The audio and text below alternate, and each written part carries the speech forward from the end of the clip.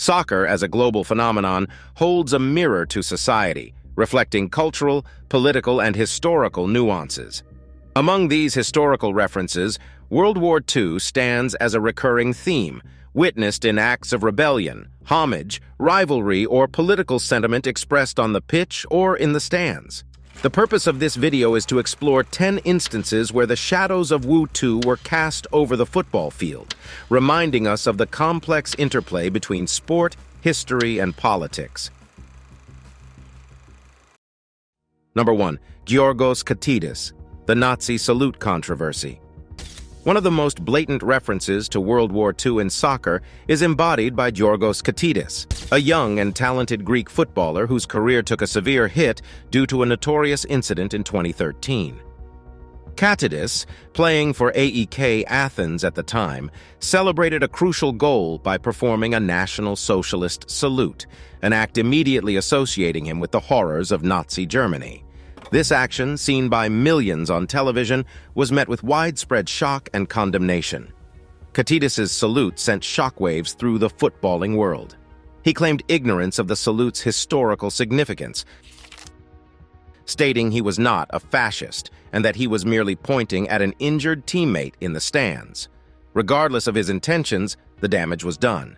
The gesture is a painful symbol of the Holocaust, in which 6 million Jews, along with millions of other minorities and political dissidents, were systematically murdered. World War II is still a raw wound in much of Europe, and Greece is no exception. The country suffered a brutal occupation at the hands of Axis forces, resulting in devastating famine and the loss of tens of thousands of lives. The Hellenic Football Federation took immediate action. They handed Katidis a lifetime ban from all national teams, stating that his act insulted all the victims of Nazi bestiality and had no place in football. The world media covered the incident intensively, marking it as a stain on the reputation of Greek football and Katidis himself. This incident is significant in two ways. First, it serves as a stark reminder of the fact that the symbols and ideologies of World War II are still potent and divisive, capable of generating immediate and severe reactions. Secondly, it exemplifies the broader social role that football can play. Katidis' salute was not merely a controversial celebration. It was a political act that drew the past into the present, forcing both the footballing community and wider society to confront and re-examine their historical memories and current attitudes towards the world's deadliest conflict. Despite his attempt to make amends and revive his career, the incident haunted Katidis.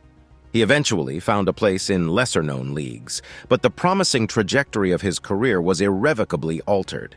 The echoes of World War II had made their impact in an unlikely way, demonstrating that history can suddenly surface in the midst of a soccer game, changing lives and sparking debates about sport's role in reflecting and shaping social and political realities.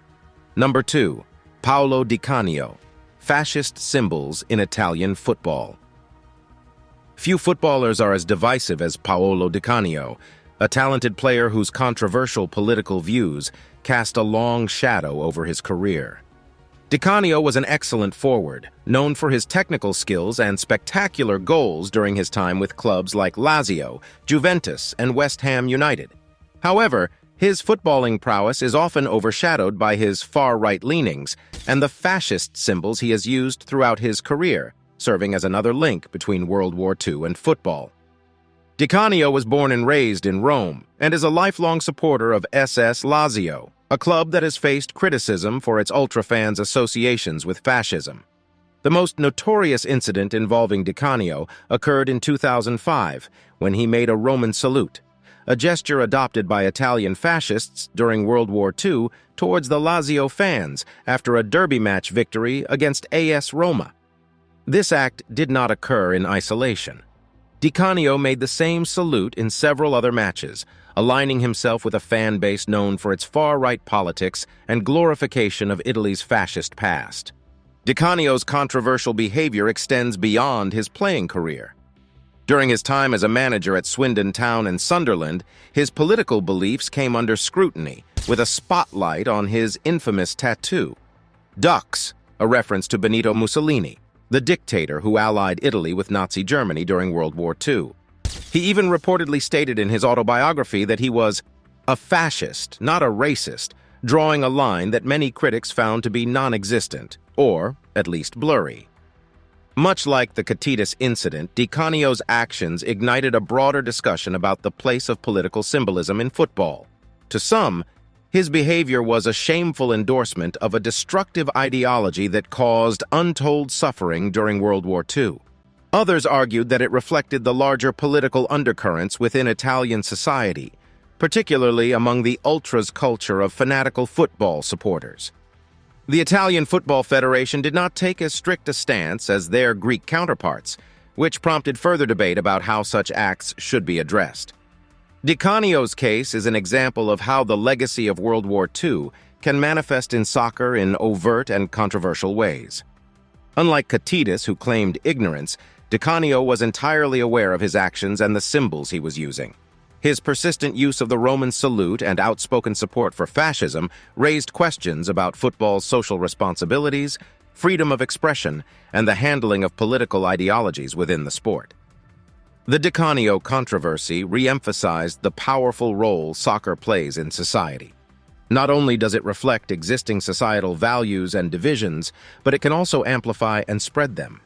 Through Di Canio's actions, the specter of World War II was dragged onto the pitch, serving as a potent reminder of Italy's fascist past and its enduring impact on the nation's culture and football. Number 3. Eugen Vranjes, controversial tattoos and World War II associations. Tattoos are often personal statements, reflecting one's identity, beliefs, or experiences. In soccer, they are not uncommon, with players from David Beckham to Lionel Messi showcasing intricate body art.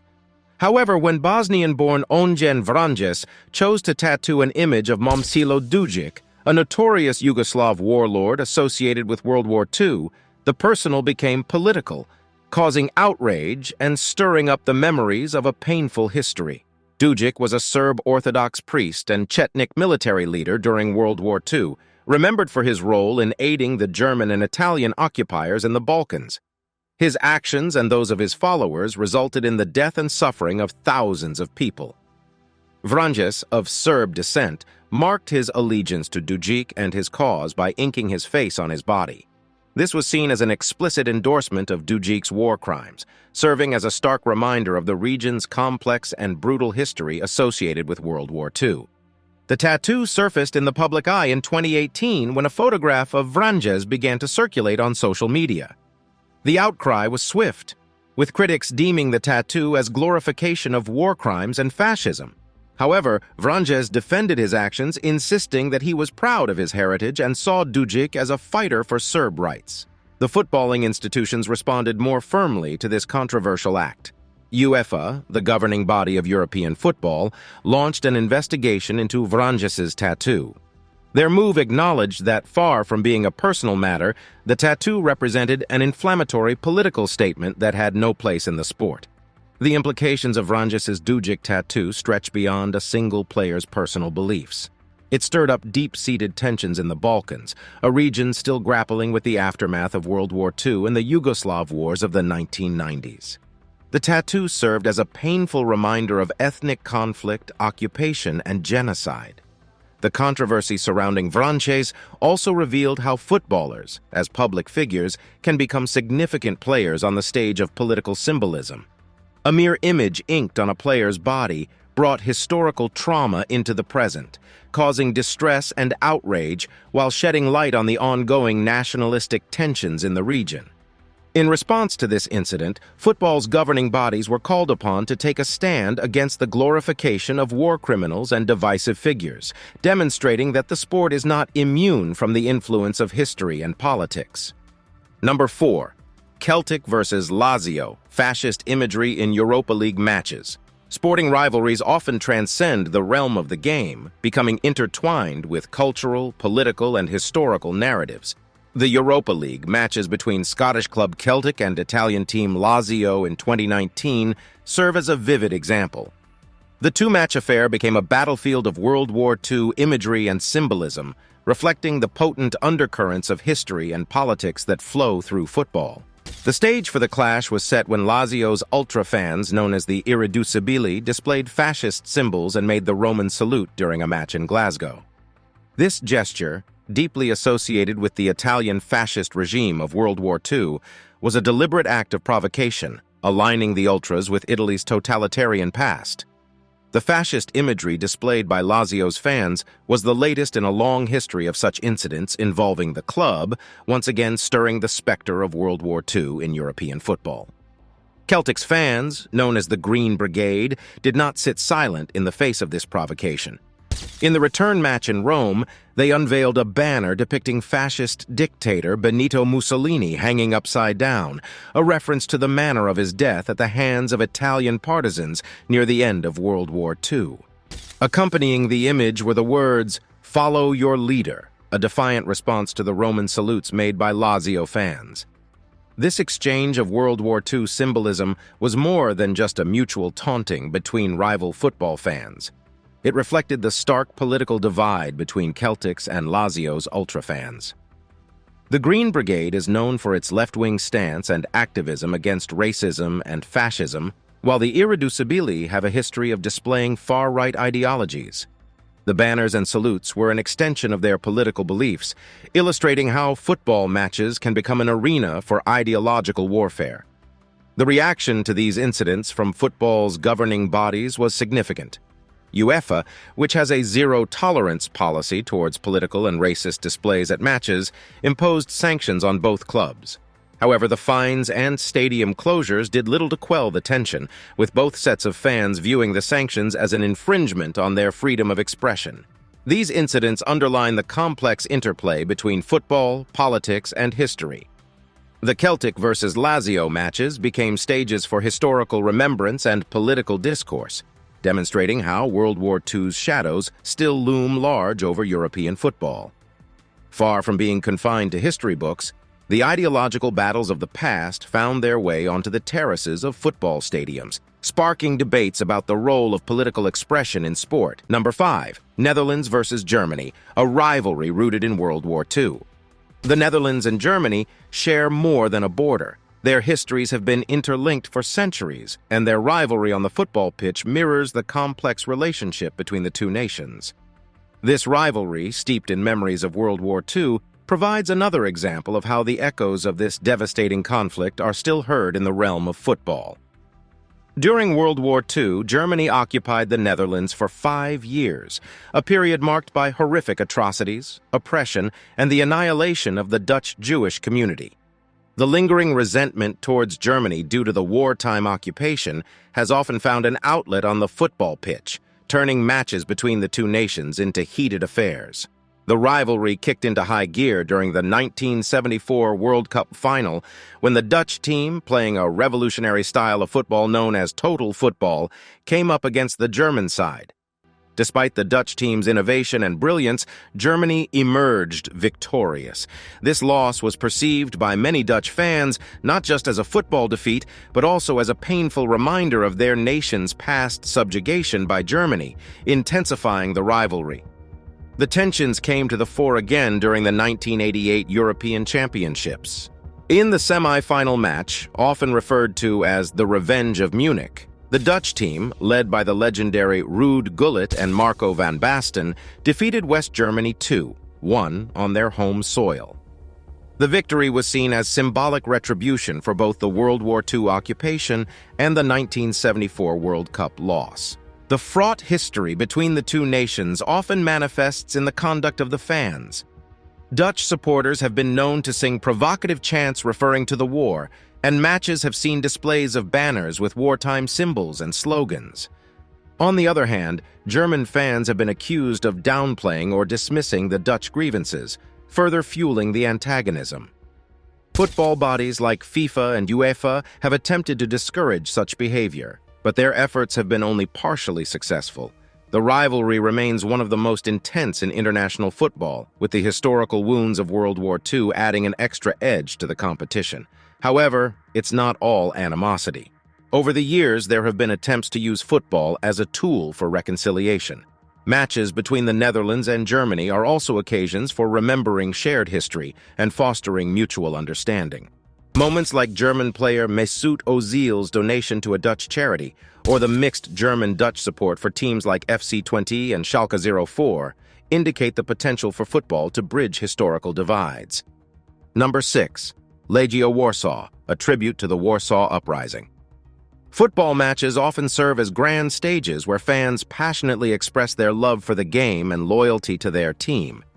In Poland, however, they also frequently serve as a platform for remembering historical events, particularly those tied to World War II. One striking example can be found in the actions of the supporters of Legia Warsaw, one of Poland's oldest and most successful football clubs. The Warsaw Uprising of 1944 was a pivotal moment in Poland's history. For 63 days, the Polish resistance home army undertook a large-scale operation against the German occupying forces in an attempt to liberate Warsaw. While the uprising ultimately failed, it became a symbol of Polish resistance and bravery. The memory of the uprising remains potent in Poland's national consciousness, and this historic event is often commemorated at Legia Warsaw matches.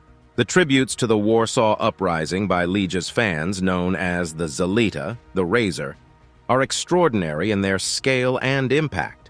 One of the most notable displays occurred during a match in 2014 on the 70th anniversary of the uprising. In the 63rd minute of the game, a reference to the uprising's duration, the fans revealed a vast tifo, a coordinated display using banners and placards, depicting scenes from the uprising with the phrase, "Warsaw Uprising, 70 years" written in Polish. This was more than a mere spectacle. It was a poignant act of collective remembrance. For those few minutes, the football stadium transformed into a living history museum, a space for thousands of spectators to connect with a significant moment in their nation's past. The Legia Warsaw fans' tribute to the Warsaw Uprising is a testament to the power of football in Poland as a conduit for collective memory and national identity. These displays serve as reminders of Poland's wartime past, maintaining the link between present-day fans and the generations that lived through the ordeals of World War II. Moreover, these commemorations challenge the notion that football is a separate entity from society and history. Instead, they underscore the deep connections between sport, culture, and historical memory. They demonstrate how the game, far from being an isolated or trivial pursuit, is part and parcel of a nation's dialogue with its past and its understanding of itself. The tributes by Legia Warsaw fans also underscore the potential for football to educate and inform. Younger fans, who may have no personal connection to World War II, are introduced to their nation's history in a direct and engaging manner. This form of historical engagement is unique to the footballing environment and highlights the sport's power as a social tool. Number 7. British football and the Remembrance Poppy, commemorating the war dead. Among the various ways in which the memory of World War II permeates football, one of the most symbolic is the use of the Remembrance Poppy in British football. This small red flower, worn to commemorate members of the armed forces who lost their lives in World War I and II, has become a ubiquitous symbol in British football in the lead-up to Remembrance Day on November 11th. The poppy's presence in football is a powerful testament to the sport's role in the UK's collective memory of the World Wars. Every year, from the end of October through mid-November, the poppy emblem appears on the shirts of players across the leagues, from the Premier League to the lower divisions. This annual tradition serves as a poignant reminder of the significant human cost of the wars, embedding a moment of historical reflection into the fabric of the game. The use of the poppy in British football is not without controversy. FIFA, football's international governing body, has traditionally prohibited political, religious, or personal symbols on team kits. This policy led to a dispute in 2016, when England, Scotland, Wales, and Northern Ireland were all fined for displaying the poppy on their shirts during World Cup qualifying matches. FIFA's stance was met with widespread criticism in the UK, and the regulations were subsequently altered to allow the wearing of poppies. This controversy highlighted the complexities surrounding the intersection of football, history, and national sentiment. For many in Britain, the wearing of the poppy is not a political act but a personal and national act of remembrance.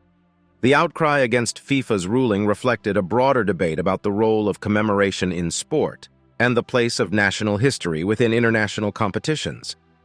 However, not all responses to the poppy in football have been contentious. The emblem's adoption has also led to moments of unity and shared commemoration. For example, when German team Borussia Dortmund played English club Arsenal in November 2013, both teams wore poppies on their kit, and a minute's silence was held before the match. This act of joint remembrance symbolized a shared history and mutual respect, reflecting football's potential to bridge historical divides. Number 8. Zvonimir Boban, the connection between Yugoslav partisans and Croatian football. World War II left an indelible mark on the countries of former Yugoslavia, with the conflict's echoes continuing to reverberate through various aspects of social life, including football. A potent example of this link can be found in the life and career of Zvonimir Boban, a former Croatian footballer who has often been associated with the Yugoslav partisans, the resistance group that fought against the Axis powers during the war.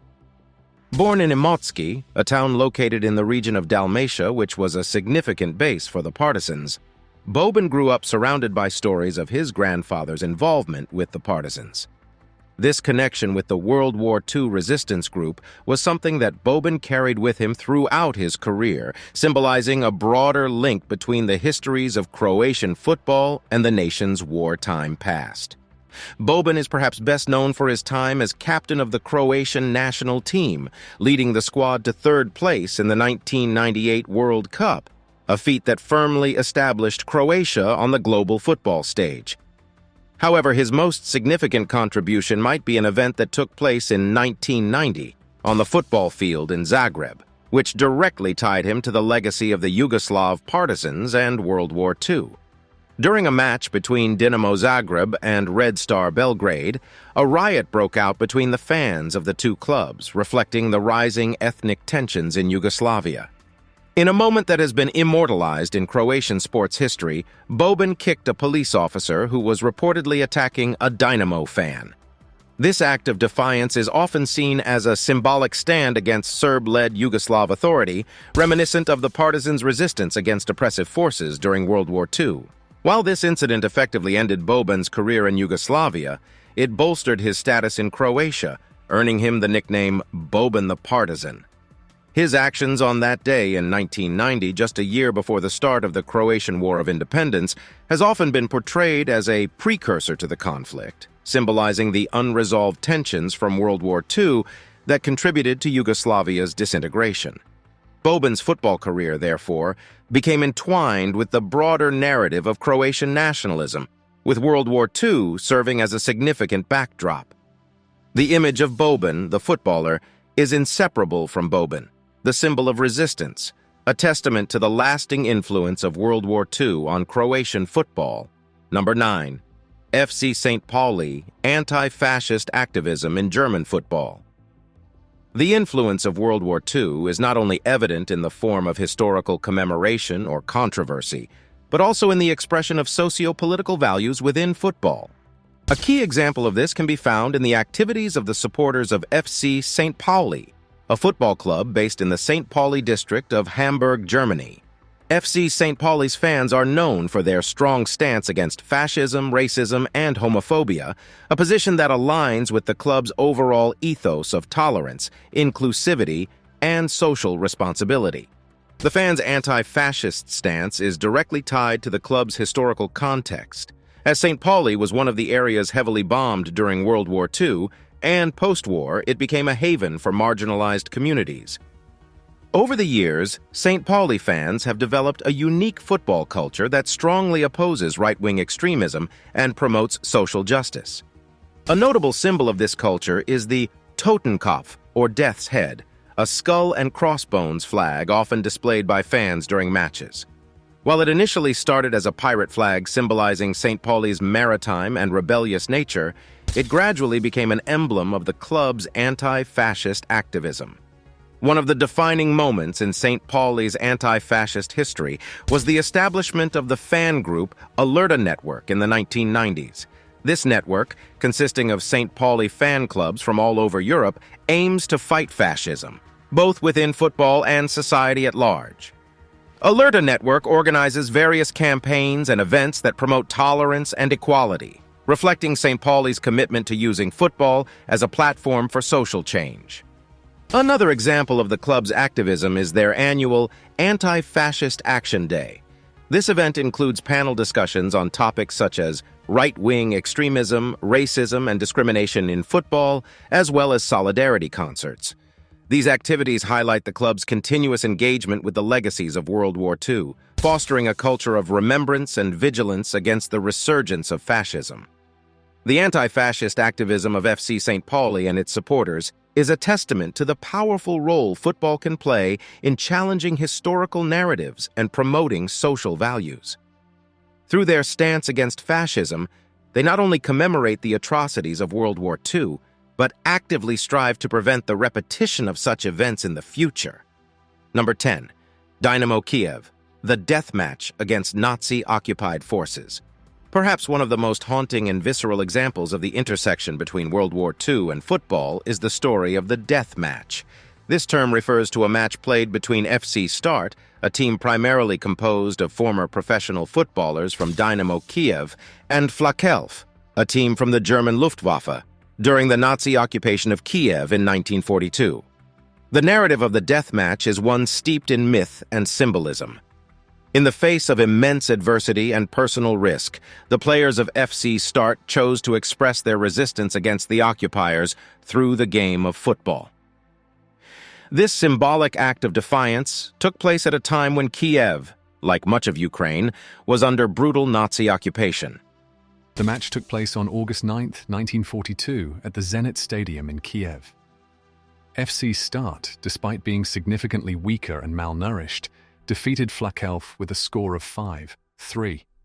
The game ended in an audacious victory for FC Start, but the triumph came at a heavy price. The former Dynamo Kiev players were subsequently arrested by the Gestapo, with several of them later executed. The narrative of the death match has been retold numerous times in various forms, from books to films, underlining its cultural and historical significance. It serves as a potent symbol of resistance and a testament to the extraordinary courage of the Dynamo Kiev players. The story of the death match is an enduring reminder of the human capacity to resist oppression, even in the darkest of circumstances. In a broader context, the tale of the death match underscores the intricate relationship between football, warfare, and political resistance. It illustrates how football, in the face of World War II's horrors, became a stage upon which acts of rebellion and defiance could be performed. Moreover, it reaffirms the power of sport not just as a recreational pastime, but as a medium through which political and social statements can be made. However, the narrative of the death match is not without controversy. Over the years, the story has been embellished and politicized, with some accounts attributing the subsequent arrest and execution of FC Start players directly to the match's outcome. Despite the differing interpretations of the events, the essential element remains: the courage and determination exhibited by the Dynamo Kiev players, which stands as a symbol of human resilience.